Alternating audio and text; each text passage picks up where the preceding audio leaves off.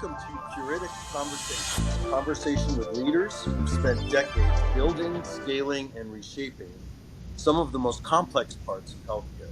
Today, we'll be diving into the evolving reality of Medicare Advantage and Medicaid, from both policy pressures and reimbursement shifts to the operational challenges facing community-based health plans that are closest to patients and providers. Today, we are joined by Ceci Connolly, President and CEO of the Alliance of Community Health Plans. Ceci is my dear friend, longtime friend since her days as the healthcare reporter for the Washington Post and a neighbor of mine here in Washington, D.C. She's built an incredible career across healthcare journalism, national policy conversations, and now leading an organization representing provider-aligned, community-based health plans, navigating Medicare Advantage and Medicaid at a critical time for the industry. So Ceci, before we dive in, we'd love for you to introduce yourself in your own words and share a little about your background and the work you're leading today. Well, John, thank you for that kind introduction. It sounds like maybe you've been talking to my mother. And Unmesh, it's so nice to see you and be able to join you both. Very happy to try to dig into as many of those topics as I can possibly. Just a little bit of my story, as you asked. 25 years as an ink-stained wretch, as I like to say. Daily journalism, several different newspapers, the final 13 years here at the Washington Post. Started in my career covering politics, congressional elections, 6 presidential campaigns. Got a little burned out from the politics, and so went over to healthcare. Thought, oh, that's going to be such a nice environment and not so political. And I was mistaken about that because, of course, healthcare is very political. But I got that healthcare bug, and so that's really what brought me, after helping on a book about the Affordable Care Act, I then transitioned. I left journalism, tough decision because I had the time of my life, but maybe it was having to grow up or something, and then went to McKinsey, PwC, and now just a little more than a decade here at ACHP, which is really, it's not a job for me, it's a passion project. I never woke up one single day in my life saying, gosh, I wish I could be an association leader. It just wasn't in my orbit or realm, although now I've really gotten to know many terrific ones. But this is really what I believe in healthcare, this model, and so it's very energizing for me to be a part of it. So before we start with your first question, I want to welcome Ceci to the podcast. I'm very excited for this discussion. John knows a lot about healthcare policy along with ops, but I'm very interested in talking about how you strike that balance, because you're seeing the policy changes. You're out in DC.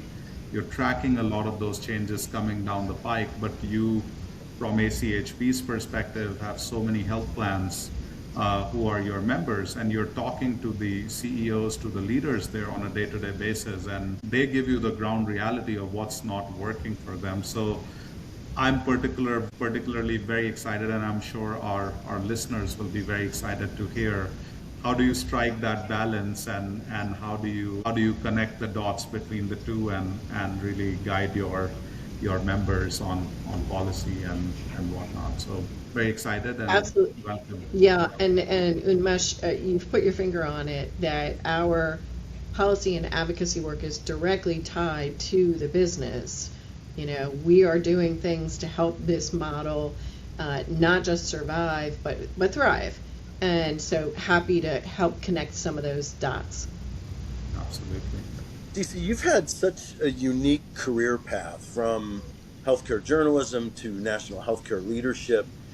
When you look back, what were some of the more formative experiences in your career that taught you about leadership today? Mm-hmm. Do they have to be healthcare? No, not at all. I mean, many of mine weren't. Okay.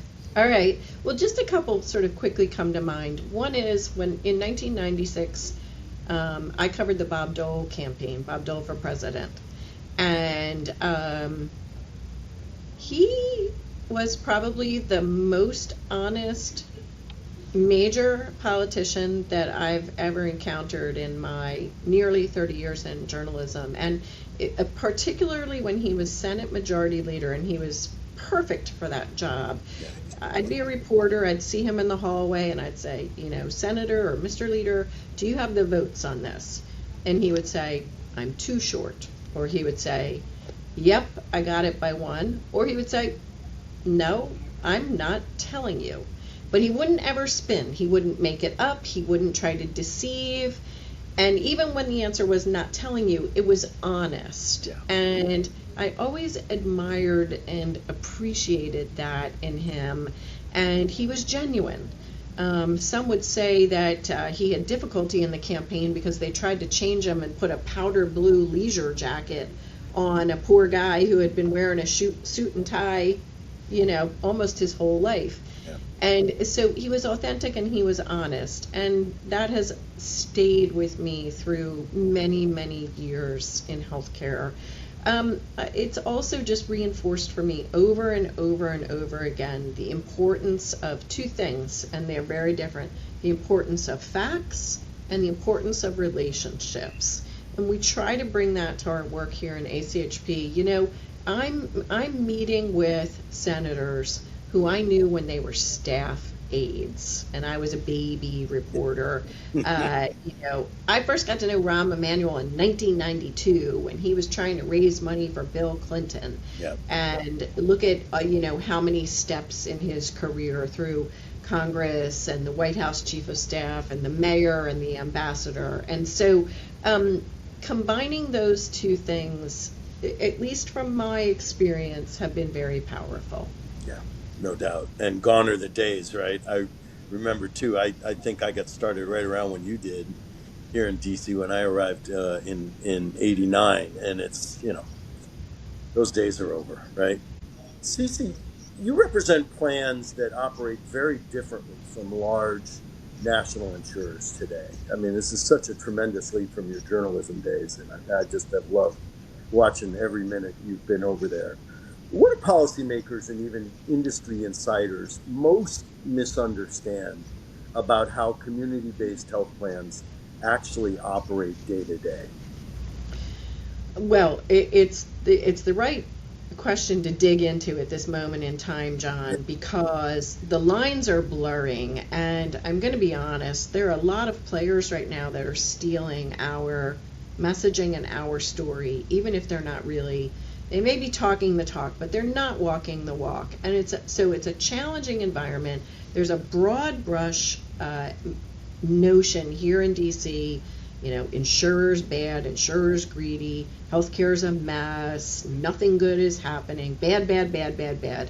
And I totally understand that. But we really need thoughtful people to distinguish and differentiate between different models and different actors in this ecosystem with different, I'm going to say, bosses, somebody they answer to, and motivation. So publicly traded corporations answer to their shareholders and Wall Street.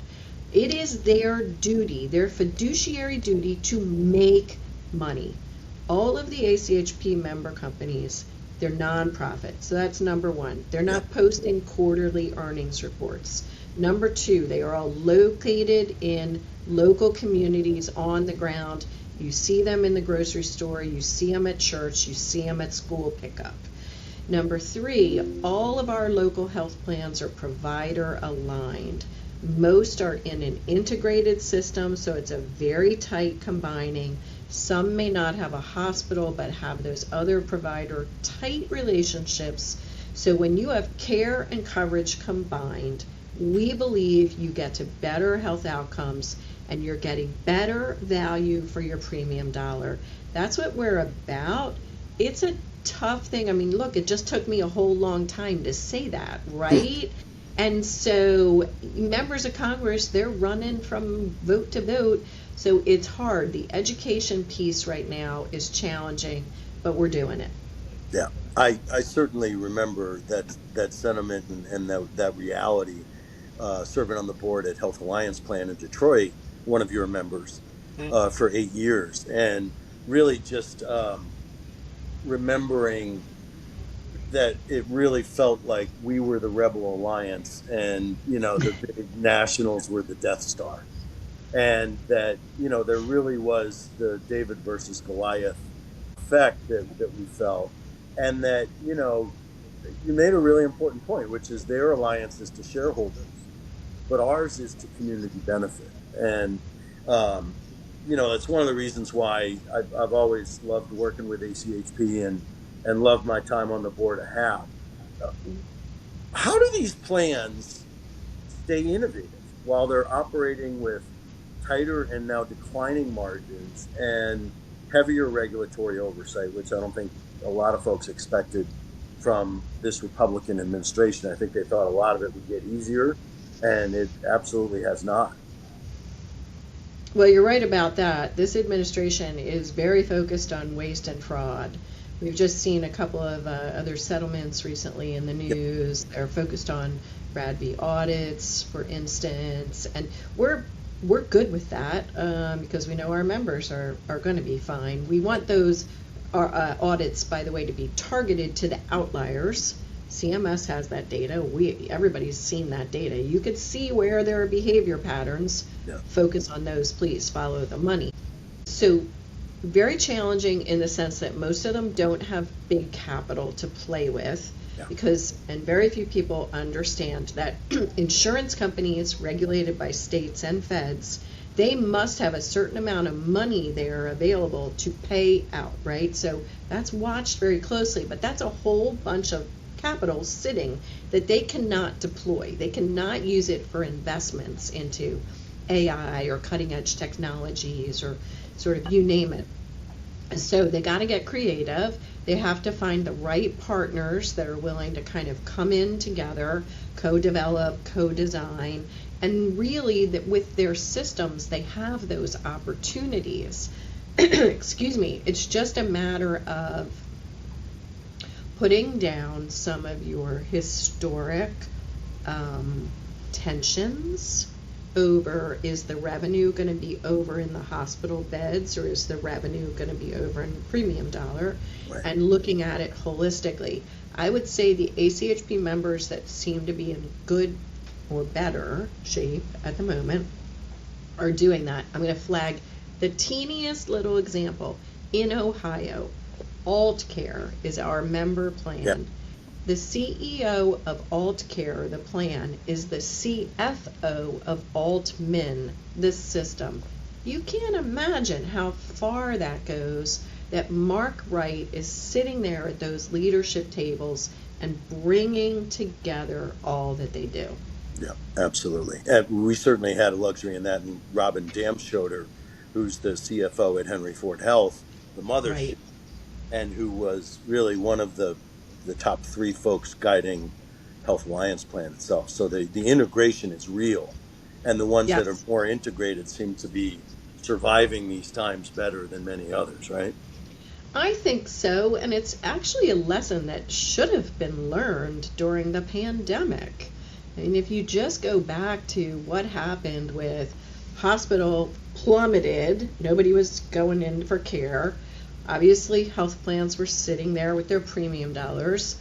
The health plans that were already in those value-based arrangement, they were sending money every month to their provider partners through that. Some of them even advanced dollars to providers in their community. I'm a little disappointed that spirit and learning didn't last everywhere. Yeah, absolutely. At the end of the day, they're still insurance companies, right? And they're still hospitals. Yeah, exactly. Butts in beds. Yeah, and some are wiser and more advanced than others. Yeah, absolutely. Ceci, I want to quickly jump in on one of the points there. There's so many headwinds right now in Medicare Advantage and Medicaid. But I feel like Medicaid is moving at a very fast pace, at least the expectation of the outcomes of Medicaid populations, that expectation is growing. What kind of innovation do you see like that can really drive Medicaid forward at the pace at which Medicare Advantage moved in the last 2 to 3 decades, right? Are you seeing any, like, how do you get those outcomes from Medicaid? Because a lot of your ACHP plans have large Medicaid populations that they're serving. So would love Yes, to hear about. absolutely correct. I mean, I think to a large extent, Unmesh, it is continuing to embrace the model, recognizing that you have a different population. And so, for example, you need to engage with the Medicaid population in a different way. Yeah. Many of these individuals, they don't have computers, they don't have laptops, they may not be emailing, they're texting. So those sorts of flexibilities around communicating with that population and engaging them, that's a small example, but it really is understanding the population and how you apply it. Now, the big challenge is that those Medicaid enrollment numbers are going to get dragged down because of the big bad bill, as I like to say. And will those folks find a home in individual market? Maybe not, with the cuts in the subsidies. So all of the forecasts from the independent Congressional Budget Office is we're going to see an increase in the number of uninsured. That's going to put pressure on the hospital emergency department because you're going to have uncompensated care demands, and we've seen this movie before. Yeah. So what we are trying to do with our members in Medicaid is, as you say, become innovative as quickly as possible. Think about different ways of care delivery, think about different efficient ways to engage with this population digitally in the community, tapping into pharmacists and nurse practitioners. And you don't need to see an MD for every medical question and need that you have. Remote monitoring, telemedicine, right? These are the ways that you start to bring down your structural cost of delivering high quality care to populations efficiently. It's got to happen really fast in Medicaid, and you also have to focus on prevention and primary care upstream, or they're just going to be sicker and more costly. What are some of the conversations going on, Ceci, around how your members are going to deal with the Medicaid work requirements? I mean, this is one of the most burdensome new movements that we've seen in Medicaid since its inception. I think we all know that this is just weaponized paperwork that's really designed to cull people from the Medicaid rolls by requiring them to submit, all this horrible paperwork documentation that they're working as much as they are. I think we all know that 2/3 of Medicaid beneficiaries are already working at least one job, most two, and that the ones that can't work are actually too sick to work or are disabled or caring for another Medicaid beneficiary. But the speed at which this administration is implementing this piece is going to require as rapid a response from the plans. What are some of the conversations that the members are having around how to deal with this? Because this is a scary moment that's going to happen this year. So a few things. One is you make an important point that very much of the Medicaid population are working Americans. Yeah. Two very important words, by the way, working Americans. Let's keep that in mind. You guys, of course, are very familiar with the fact that Medicaid is federal and state, and if you've seen one Medicaid program, you've seen one Medicaid program. So that means that we've got to go state by state and engage, while still also engaging here at the federal level on some of the regulations tied to HR1 that still need to be fully executed. So that's a lot of the ACHP work here in DC to get at these requirements, how they're going to unfold, how you deal with paperwork, exceptions, etc. We've only seen a couple of attempts at work requirements around the country, and the ended terribly. Participation has just been teeny tiny. Yeah. So anyone with an expectation that this is going to be a big financial saver, I don't think that's going to be the case. But let me, again, I love when I'm talking to our member plan execs and they say, hey, it's time for a Medicaid refresh. We're ready.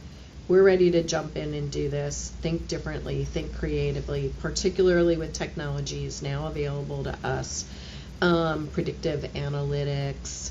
But let me tell you just a snippet. UPMC, another one of our terrific members. Yeah, and one of the best in the country on Medicaid.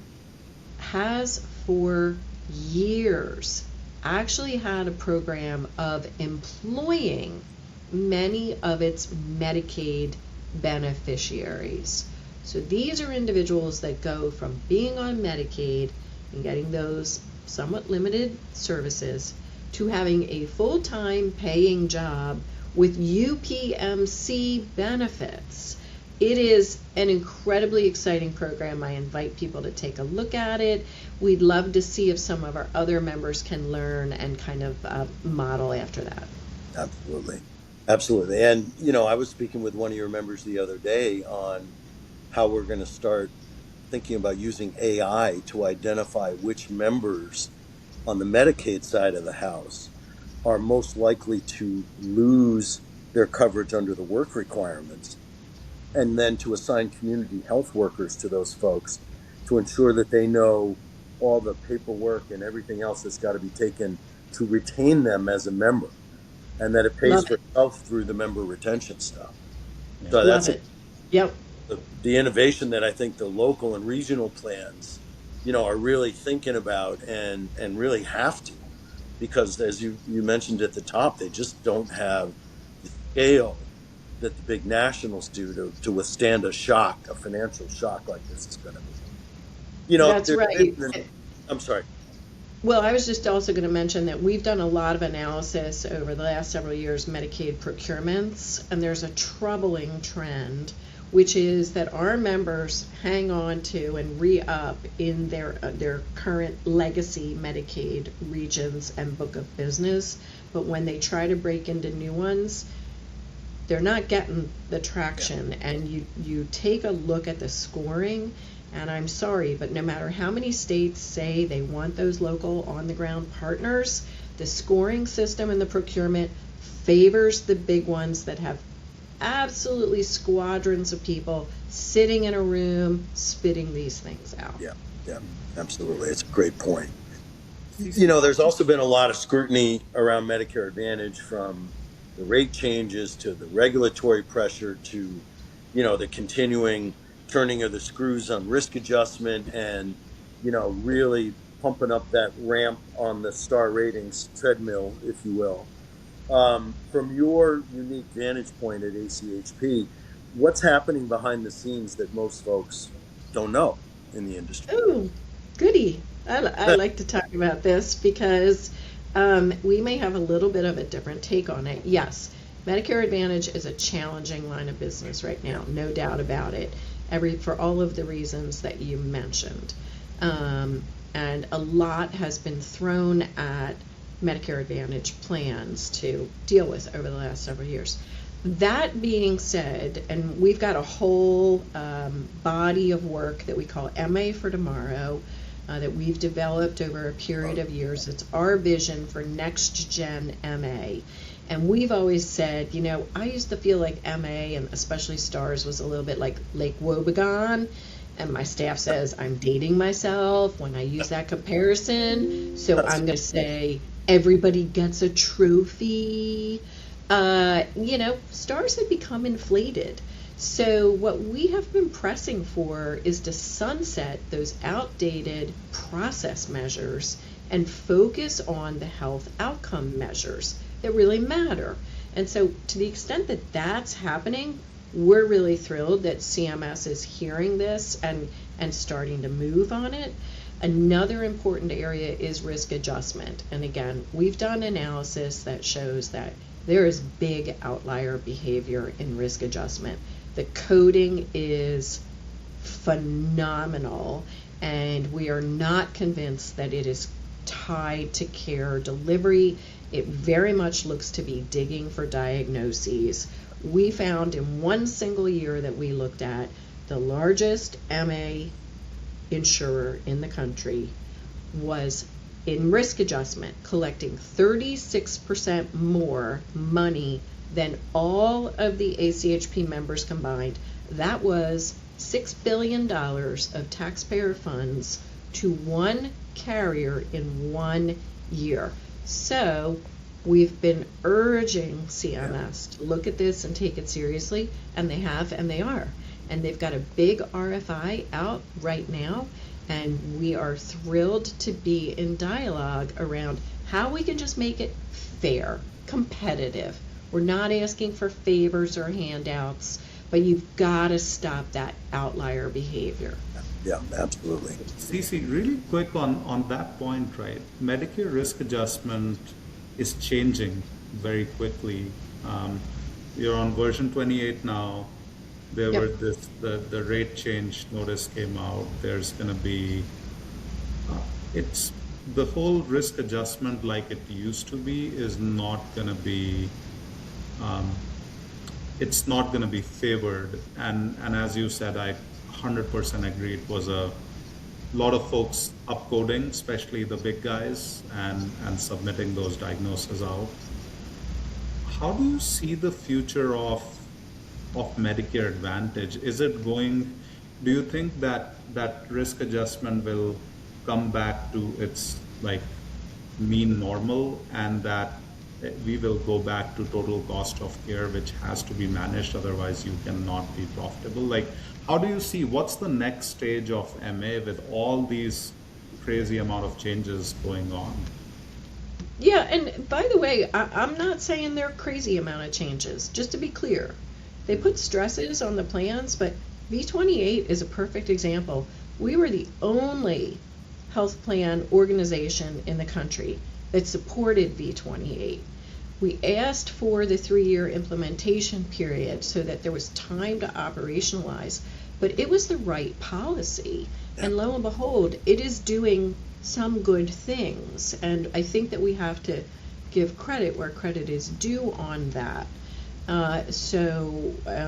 Now, with respect to risk adjustment, targeting the outlier behavior is welcome from our perspective.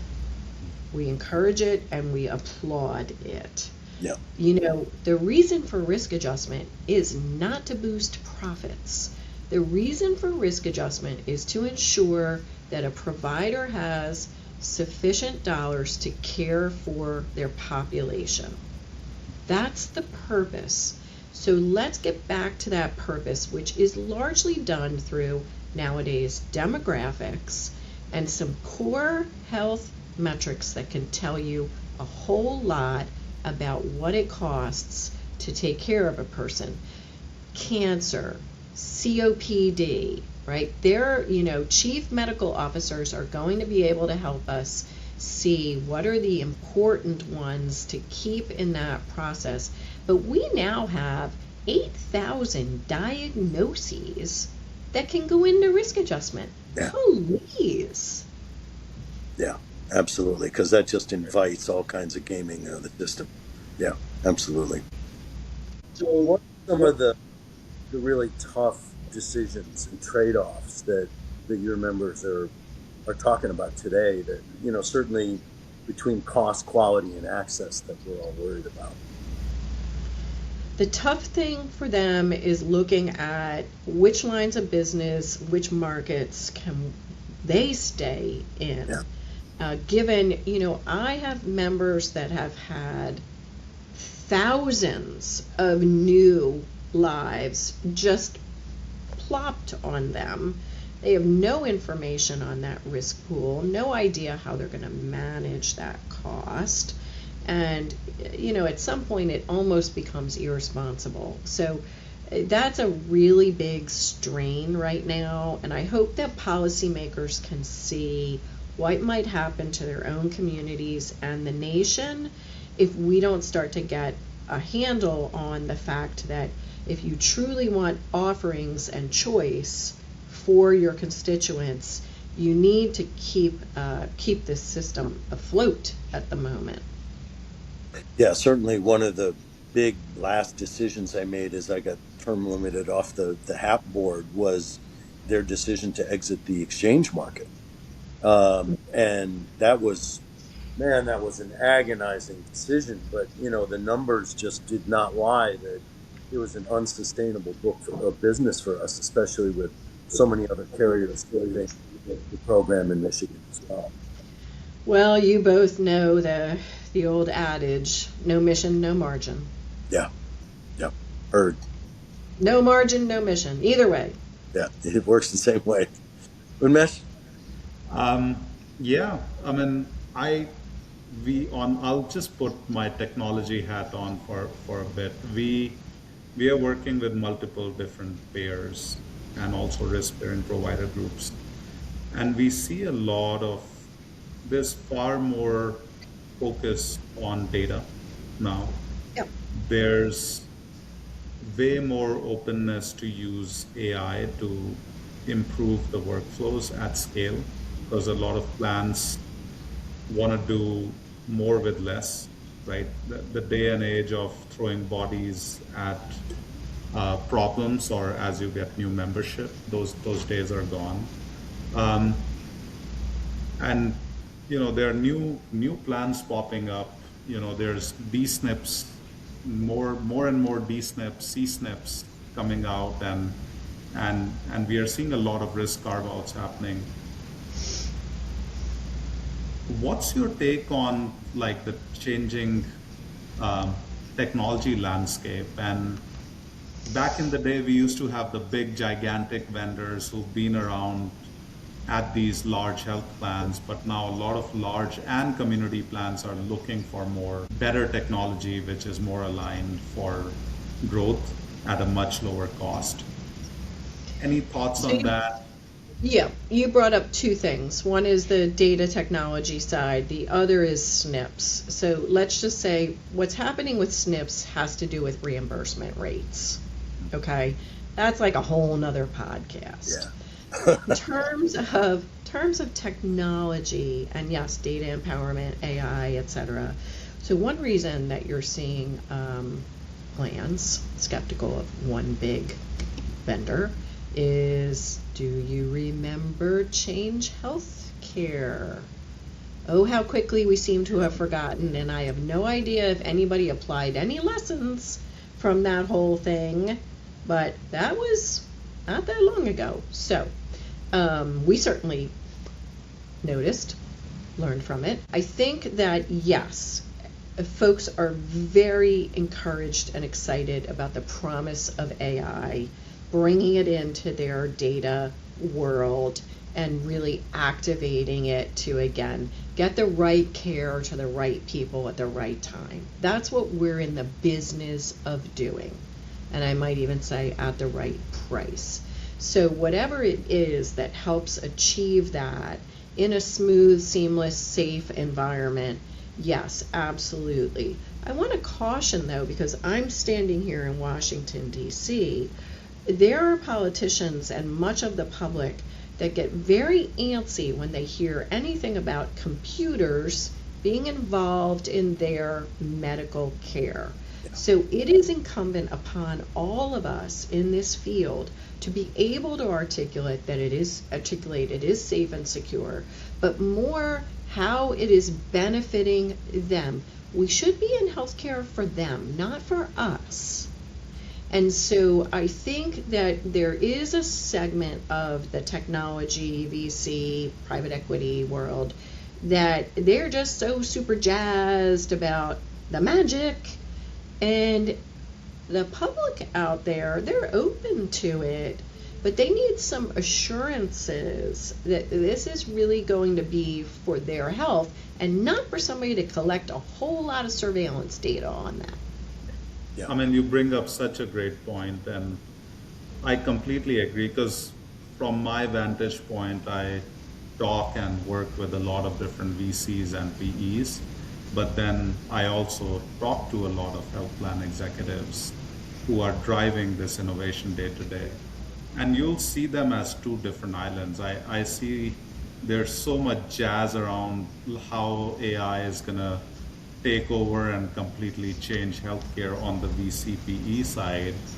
But then when you're working with actual people who are driving day-to-day care for the patients and the members they serve, they're all for jazz, but at the end of the day, how will that actually impact our day-to-day workflows, and how will it make our lives easier so we can take better care of our patients?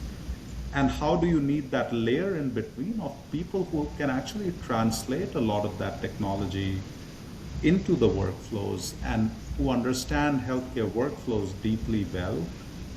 That layer is so important, and I think. So if you'll permit me, I'm going to make this real, and with permission of my mother, who was recently hospitalized. She was released to a SNF 2 days ago. I just got an email from her primary care outfit saying, "We don't know where your mother is. We called the hospital. We called the surgical practice. We called her assisted living community, and nobody seems to know." Now, of course, they all know. The hospital did the transfer and the sign-off. The assisted living community has been notified by yours truly. But, like, that's not even AI. That, and by the way, these are reputable healthcare companies, and it was 2 days ago, not 5 minutes ago. So please, people in the technology and data space, please keep the focus on the human. That's right. I mean, that's such a great point, right? Because with the promise of TEFCA 2.0, all the EMRs have to share data in the National Data Exchange. So by design, these national data exchanges should have admit, discharge, transfer, and discharge summaries, and all of that being fed in real time, which, by the way, all these payers, primary care groups, specialists, they have access to. But I completely agree, it's not really a AI. I mean, let's start with healthcare. Let's start with data first, and let's build the right pipes at the point of care so people actually don't have to make, 10,000 phone calls to different places to identify where, your mom is at. So, but I think You got an 87-year-old loose. Yeah. How does that still happen in the year 2026? It's astounding. Yeah. Just when you think things are moving ahead and we're getting more advanced. No. Yeah. But that's the reality. That's the reality which I just hope through our podcast.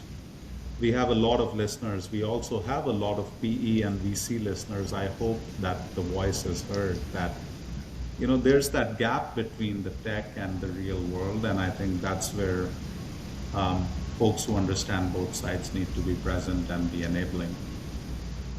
Ceci, let's just assume we're all going to survive this administration. Let's think it's the year 2029, 2030. What, from where you sit, do Medicare Advantage and Medicaid look like in that year? So I'm going to say that I have confidence that Medicare Advantage is going to continue incrementally to improve and modernize and elevate. We have a very good working relationship right now with that team at CMS led by Chris Klump, but so many others there, and they understand and appreciate why Medicare Advantage was created, the ability that it has to deliver that coverage and care in a single coordinated package, and we're working closely with them step by step to continue to elevate it. So while we might see growth kind of level off and the rates are going to be tight for a bit, and so there's the buckling down, and can you sort of ride out this storm? And it's going to be especially tough for these smaller nonprofit plans, so that does keep me up at night. I see that trajectory, and I'm encouraged. Also, because seniors continue to vote with their feet, they're choosing it. It's now more than 51% of Medicare beneficiaries, and the boomers are just hitting. So that's going to continue. Well, and a whole lot more shopping that went on this year with the big change in benefits. I mean, typically it's Absolutely. 11% of beneficiaries shop and switch during every open enrollment. This year was almost 4 times that. Yes, yes, super important. Medicaid, I don't have that crystal ball because it is so much state by state. Yeah. But I won't be surprised if we see in the implementation such wide variation, and it's going to take a while to capture the health implications of the policy changes. But we certainly remember in previous similar episodes and through COVID when we saw an increase in acuity of many people that delayed care. That's a big concern of mine. So we're going to watch for those things, but we're also certainly going to be looking for the states that are more willing to be flexible and try to take a look at some fresh approaches to Medicaid that still is going to serve this group of working Americans, but in a different way. That's great. Yeah. I mean, the shapes are not very clear in the fog in Medicaid for what that might look like 5 years from now, except dramatically smaller. Right? Ceci, Yes, we almost named this. I'm sorry, go ahead. Well, I was just going to say yes, and do the big players remain if it's not super profitable? Yeah. I think they end up getting gobbled up. Death stars that are out there that are even bigger than they are. Right? We almost called this podcast Curitics Confessions. And we like to ask our guests to share with us a mistake or a real problem that they had in their career that they learned a really important lesson from. And I'd like to ask you that one. Well, chat with my staff. They've got the list of mistakes on the daily, weekly basis, right? But that's what keeps us young. Yes. But I will draw on a lesson very early in my journalism career. So I was at the Concord Monitor, and I was told in the 1988 presidential campaign that I would be covering the Reverend Pat Robertson's campaign. Oh my God. And at the time, I was disappointed from a reporter perspective because I didn't exactly think he was going to become the nominee and be the big story, right? It was Vice President Daddy Bush, he was the big guy. Why wasn't I on the big story? And first of all, it was humbling for me to see that there were other reporters that were in line for the big guy. But second of all, Pat Robertson turned out to be the best story to cover. First of all, I had complete access to him. I usually rode in the car with him. There was no motorcade, no big bus. I was just sitting there with the guy. I was in the elevator with him. And what did he do? He said things like, well, the guns are pointed at Cuba. And it was the Lord who told me in a restaurant in Philadelphia that I would be president. And he was kind of a gift to a reporter. And I learned that old journalism adage of zig when everybody zags. And it's kept me, curious and having fun. That's great. That's a great one, Ceci. Thank you. Well, let me thank you on behalf of both myself and Umesh for joining us and bringing your perspective to this conversation. And thank you, as always, to everyone listening to Curitics Conversations. You can follow us on YouTube, Podbean, Apple Podcasts, and on Spotify. Yeah, and we'll be posting this episode on LinkedIn for our listeners. If you like what we are doing and what we are talking about, please subscribe and like and comment and reach out to us with other guests that you'd like to see. Ceci, thank you so much. It was a pleasure talking to you today. It was indeed a pleasure. Thank you both.